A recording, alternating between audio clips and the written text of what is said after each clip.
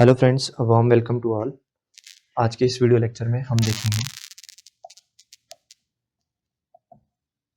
President के बारे में। आज की इस वीडियो में हम डिटेल में हर एक आर्टिकल को डिस्कस करेंगे रिगार्डिंग प्रेसिडेंट कि कौन ओथ दिलाता है प्रेसिडेंट को, प्रेसिडेंट रेजिग्नेशन किसको देता है, क्या क्वालिफिकेशन रहती है, इम्पीचमेंट प्रोसेस क्या रहती है, इलेक्टोरल कॉलेज क्या है प्रेसिडेंट का, वो सारी हम इस वीडियो लेक्चर में डिस्कस करेंगे। तो फर्स्टली आपको पता होना चाहिए कि प्रेसिडेंट कौन से पार्ट में डिफाइन है। तो प्रेसिडेंट पार्ट 5 में डिफाइन है और पार्ट 5 को हम क्या बोलते हैं? Union executive.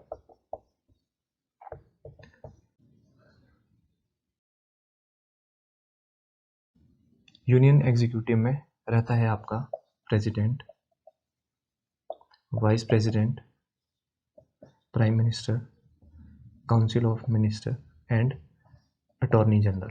तो ये 5 लोग जो है वो यूनियन एग्जीक्यूटिव में रहते हैं। अब बात करते हैं हम आर्टिकल्स की। तो प्रेसिडेंट के जो आर्टिकल्स रहते हैं वो रहते हैं आपके आर्टिकल 52 टू 78। हम हर एक आर्टिकल्स को यहाँ पर डिस्कस करेंगे एक एक करके। तो कुछ एक फैक्ट्स पहले हम देख लेते हैं रिगार्डिंग प्रेसिडेंट।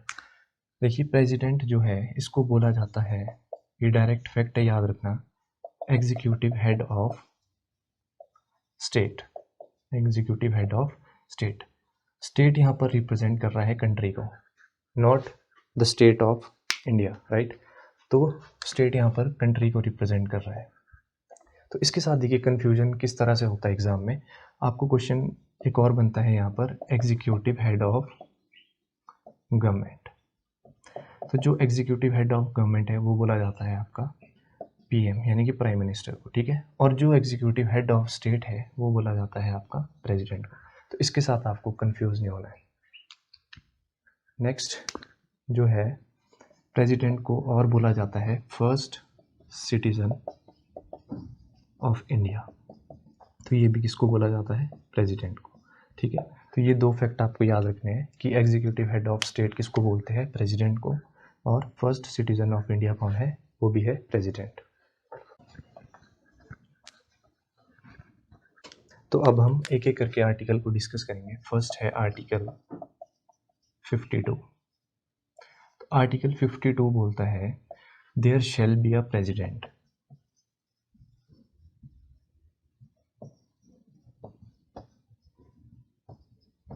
तो आर्टिकल 52 क्या बोलता है कि there shall be a president. और जो प्रेसिडेंट है यहाँ पर वो एक्ट करता है as a symbol of unity, integrity and solidarity, ठीक है। तो आर्टिकल 52 क्या बोलता है? There shall be a president, और प्रेसिडेंट एक्ट करता है as a symbol of unity, integrity and solidarity. Next article है आर्टिकल 53। आर्टिकल 53 बोलता है जितनी भी एग्जीक्यूटिव यानी कि इम्प्लीमेंटेशंस है वो कहाँ पर आपकी डिफाइन की गई है? आर्टिकल 53 में। देखिए इस चीज़ को समझिएगा। देखिए जो बिल्स होते हैं आपके किस तरह से पास होते हैं, या तो वो आइदर लोकसभा में इनिशिएट होते हैं या फिर आइदर राज्यसभा में, और फाइनल असेंट के लिए वो कहाँ पर जाते हैं? प्रेसिडेंट के पास। अब प्रेसिडेंट के पास ऑप्शंस होते हैं, या तो वो बिल को पास करे, असेंट दे अपनी, या फिर रिकंसिडरेशन के लिए उस बिल को वापस भेजे। तो आर्टिकल 53 में क्या चीज़ डिफाइन है कि जितनी भी इम्प्लीमेंटेशंस होगी वो कहाँ पर आपकी डिफाइन है? आपके आर्टिकल 53 में, ठीक है। नेक्स्ट है हमारे पास आर्टिकल 54। देखिए इंपॉर्टेंट आर्टिकल है, इसको ध्यान से समझिएगा। आर्टिकल 54 हमें बताता है इलेक्टोरल कॉलेज के बारे में, यानी कि प्रेसिडेंट के इलेक्शन में कौन कौन लोग पार्टिसिपेट करते हैं, वो चीज़ कहाँ पर डिफाइन की गई है? आर्टिकल 54 में। इसको आप ध्यान से समझिएगा। पहले तो आपको पता होना चाहिए कि जो प्रेसिडेंट का इलेक्शन है वो इनडायरेक्ट इलेक्शन होता है। इनडायरेक्ट इलेक्शन से मतलब है आपका कि आप लोग जो है वो डायरेक्टली पार्टिसिपेट नहीं करते, आपने जो इलेक्ट करके आगे भेजे है वो फर्दर इलेक्ट करते हैं प्रेसिडेंट को, ठीक है। ये मतलब है आपका इनडायरेक्ट इलेक्शन। अब देखिए कौन कौन लोग प्रेसिडेंट के इलेक्शन में पार्टिसिपेट करते हैं, तो ये आपको पता होना चाहिए, ये बहुत इंपॉर्टेंट है। जो इलेक्टेड मेंबर्स ऑफ पार्लियामेंट होंगे, पार्लियामेंट मतलब लोकसभा एंड राज्यसभा के जो भी इलेक्टेड मेंबर्स होंगे वो पार्टिसिपेट करते हैं प्रेसिडेंट के इलेक्शन में, ठीक है। Second, elected members of state legislative assembly, यानी कि जो राज्य की विधानसभा है वहाँ के जो इलेक्टेड मेंबर्स है वो भी पार्टिसिपेट करते हैं प्रेसिडेंट के इलेक्शन में। और कौन पार्टिसिपेट करते हैं? Elected members of union legislative assembly. और यूनियन लेजिस्लेटिव असेंबली में सिर्फ 2 ही यूनियन टेरिटरी पार्टिसिपेट करती है, वो है आपके दिल्ली एंड पुदुचेरी, ठीक है। ये 2 यूनियन टेरिटरी ही प्रेसिडेंट के इलेक्शन में पार्टिसिपेट करती है। एक फैक्ट आपको यहाँ पर क्या याद रखना है कि जो यूनियन टेरिटरी ऐड हुई दिल्ली और पुदुचेरी, ये आपके 70th अमेंडमेंट से ऐड की गई जो हुआ था 1992 में। तो ये फैक्ट आपसे सीधा सीधा एग्जाम में पूछते हैं। ये तो था कि कौन कौन पार्टिसिपेट करते हैं प्रेसिडेंट के इलेक्शन में, राइट। अब हमारे को देखना है कि कौन लोग जो है वो पार्टिसिपेट नहीं करते प्रेसिडेंट के इलेक्शन में। कौन कौन पार्टिसिपेट नहीं करते? एक तो नॉमिनेटेड मेंबर्स और स्टेट लेजिस्लेटिव काउंसिल के मेंबर्स, राइट, यानी कि राज्य की विधान परिषद। तो आपको कमेंट करके बताना है कि किन किन स्टेट्स में स्टेट लेजिस्लेटिव काउंसिल्स है, राइट। तो ये लोग पार्टिसिपेट नहीं करते हैं प्रेसिडेंट के इलेक्शन में। तो हमारा आर्टिकल 54 भी डिस्कस हो गया। नेक्स्ट बढ़ते हैं हम अपने आर्टिकल की तरफ, जो है हमारा आर्टिकल 55। आर्टिकल 55 बताता है हमारे को मैनर ऑफ इलेक्शन क्या रहेगा। तो आपको यहाँ पर सीधा सा फैक्ट जो एग्ज़ाम के लिए याद रखना है कि जो मैनर ऑफ इलेक्शन रहता है वो रहता है आपका proportional representation by single transferable votes, यानी कि इससे मतलब है जो भी आपके वोट्स है वो यहाँ पर ट्रांसफ़र किए जाते हैं, ठीक है। जो इलेक्शन प्रोसीजर है वो मैं आपको अलग से एक वीडियो में डिस्कस करूँगा कि किस तरह से प्रेफरेंस वाइज जो है वो वोटिंग रहती है और किस तरह से जो कोटा है जो रहता है आपका 50% प्लस 1 का, ये किस तरह से अचीव होता है। तो ये मैं आपको सेपरेट वीडियो में डिस्कस करूँगा। बस यहाँ पर आपको याद रखना है कि मैनर ऑफ इलेक्शन क्या रहता है प्रेसिडेंट का, proportional representation by single transferable votes, right. और एक फैक्ट आप याद रखना कि जो भी आपके एमएलएज होते हैं उनकी हर एक जो वोट है उसकी एक वैल्यू होती है। उसका फॉर्मूला क्या रहता है? वोट वैल्यू क्या रहती है ऑफ एमएलए? उसका फॉर्मूला रहता है आपका जितनी भी पॉपुलेशन है स्टेट की, टोटल पॉपुलेशन डिवाइडेड बाय जितनी सीट्स है स्टेट में एमएलएज की, राइट। और उसको हम डिवाइड कर देते हैं 1/1000। तो ये आपका फॉर्मूला रहता है। कई बार ये भी एग्जाम में पूछ लेते हैं, तो ये भी आपको सीधा सा फैक्ट याद रखना है। नेक्स्ट हम बढ़ते हैं अपने नेक्स्ट आर्टिकल की तरफ, जो है आर्टिकल 56। आर्टिकल 56 बताता है हमारे को कि टेन्योर क्या रहता है प्रेसिडेंट का। तो जो प्रेसिडेंट है वो 5 साल के लिए इलेक्ट होते हैं फॉर 5 ईयर्स। में एक चीज़ और याद रखना है आपको कि जो रेजिग्नेशन है वो किसको देता है प्रेसिडेंट, तो वो देता है प्रेसिडेंट किसको, वाइस प्रेसिडेंट को। और जो वाइस प्रेसिडेंट है वो कम्युनिकेट करता है to the speaker of Lok Sabha. जो लोकसभा का स्पीकर है उसके साथ वो आगे फर्दर उसको इन्फॉर्म करता है। ठीक है, तो इस तरह से रेजिग्नेशन रहता है और टेन्योर कितना रहता है, 5 साल के लिए।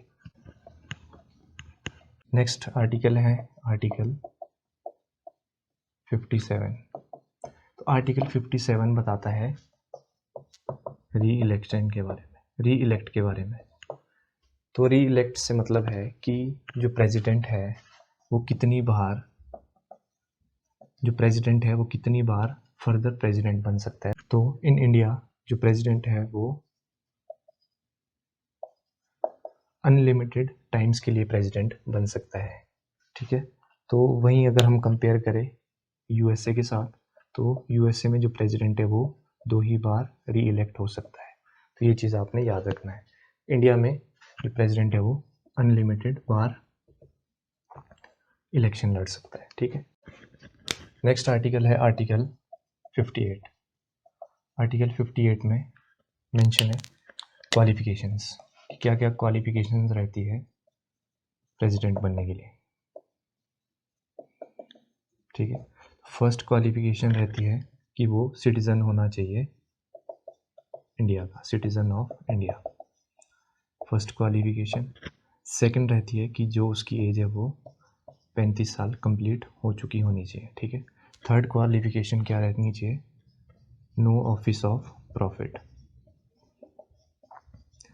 यानी कि वो 2 जगह से जो है वो गवर्नमेंट सैलरी ना लेता हो। ठीक है, और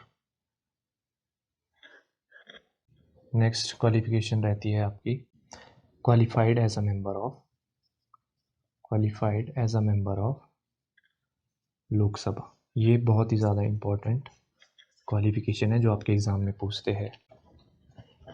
आर्टिकल है article 59, condition of president house. देखिए इस आर्टिकल में क्या क्या चीज़ें मेंशन है कि ना तो जो प्रेसिडेंट है वो लोकसभा का मेंबर होना चाहिए, ना ही वो राज्यसभा का मेंबर होना चाहिए। इन केस अगर वो लोकसभा का मेंबर है तो उस केस में जो प्रेसिडेंट है उसको रेजिग्नेशन देना पड़ेगा अपनी उस पोस्ट से। ठीक, अगर वो मान लो लोकसभा का मेंबर है तो उसको रेजिग्नेशन देना पड़ेगा इस पोस्ट से, तब जाके वो प्रेसिडेंट का जो इलेक्शन है वो लड़ सकता है। सेम केस है विद राज्यसभा। ठीक है, और नेक्स्ट इसमें बात की गई है कि जो भी अलाउंसेस प्रेसिडेंट को मिलेंगे, जितने भी अलाउंसेस मिलेंगे वो डिसाइड कौन करेगा, पार्लियामेंट। ठीक है, तो ये था आपका आर्टिकल 59।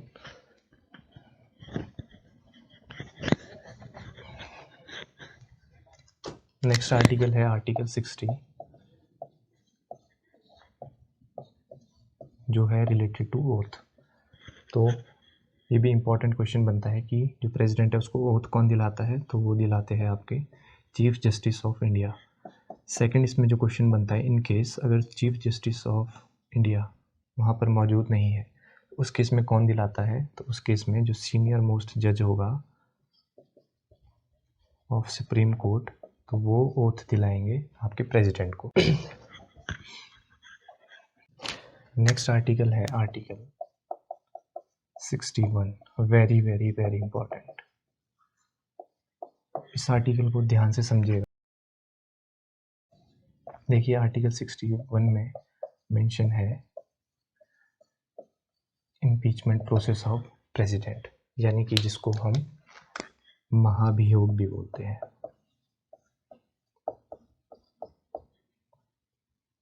देखिए एक तो नेचुरल मेथड है प्रेसिडेंट का, जब प्रेसिडेंट के 5 साल कंप्लीट हो जाते हैं उस केस में जो प्रेसिडेंट है वो दोबारा इलेक्ट हो सकता है। पर इन केस अगर जो प्रेसिडेंट है वो मान लो वायलेशन करता है ऑफ कॉन्स्टिट्यूशन, तो तो उस केस में जो है प्रेसिडेंट को 5 साल से पहले ही रिमूव कर दिया जा सकता है, ठीक है। उसको हम क्या चीज़ बोलते हैं, इम्पीचमेंट। तो यही हम इसमें देखने वाले हैं कि इम्पीचमेंट प्रोसेस क्या रहती है। तो सबसे पहले आपको ग्राउंड पता होना चाहिए, जो एग्ज़ाम में पूछते हैं कि किस बेस पर जो है इम्पीचमेंट प्रोसेस स्टार्ट की जा सकती है। तो ग्राउंड क्या रहता है, वायलेशन ऑफ कॉन्स्टिट्यूशन, ठीक है। तो ये ग्राउंड रहता है इम्पीचमेंट प्रोसेस को स्टार्ट करने के लिए। नेक्स्ट जो क्वेश्चन यहाँ पर बनता है कि जो इम्पीचमेंट प्रोसेस है वो इनिशिएट कहाँ पर होती है। तो जो इम्पीचमेंट प्रोसेस है वो आइदर ऑफ द हाउस, यानी कि लोकसभा से भी स्टार्ट हो सकती है और राज्यसभा से भी। अभी हम डिटेल में डिस्कस करेंगे कि इम्पीचमेंट प्रोसेस पूरी कंप्लीट किस तरह से रहती है। तो इनिशिएट कहाँ पर की जा सकती है, किसी भी हाउस में, या फिर लोकसभा या फिर राज्यसभा, ठीक है। और ग्राउंड क्या रहता है, वायलेशन ऑफ कॉन्स्टिट्यूशन। ये दो चीज़ें आपको यहाँ पर याद रखनी है। और इम्पीचमेंट का आर्टिकल 61, ये तो डायरेक्टली पूछ लिया जाता है आपसे।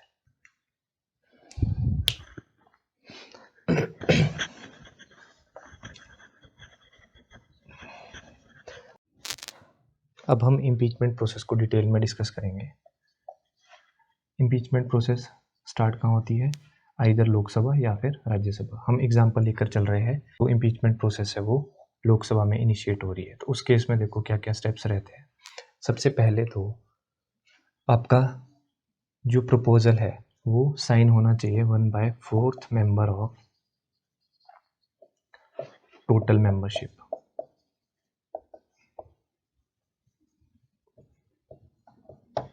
कि जो प्रपोजल है इम्पीचमेंट प्रोसेस का वो 1/4 member of total membership sign होना चाहिए। जैसे ही 1/4 मेंबर साइन कर लेते हैं उसके बाद 14 डेज का नोटिस दिया जाता है टू प्रेसिडेंट। आफ्टर नोटिस देखो क्या होता है कि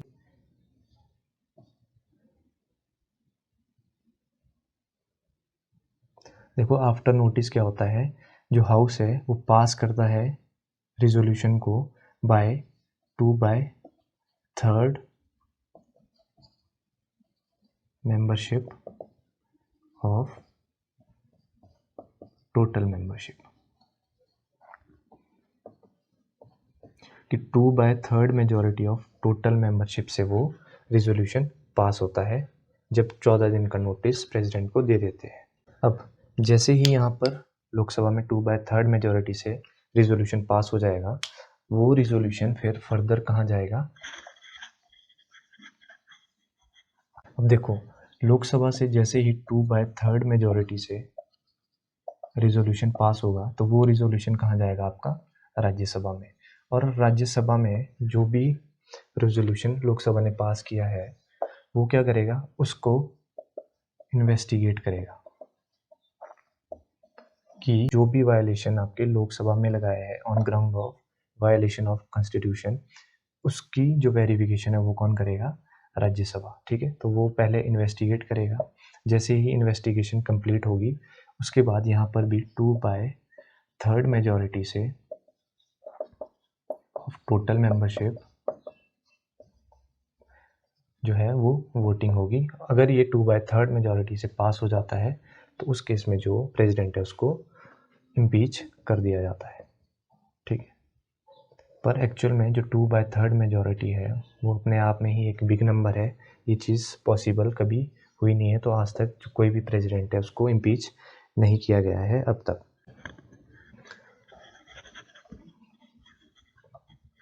सीधे सीधे फैक्ट्स है जो आपको याद रखने हैं रिगार्डिंग इम्पीचमेंट।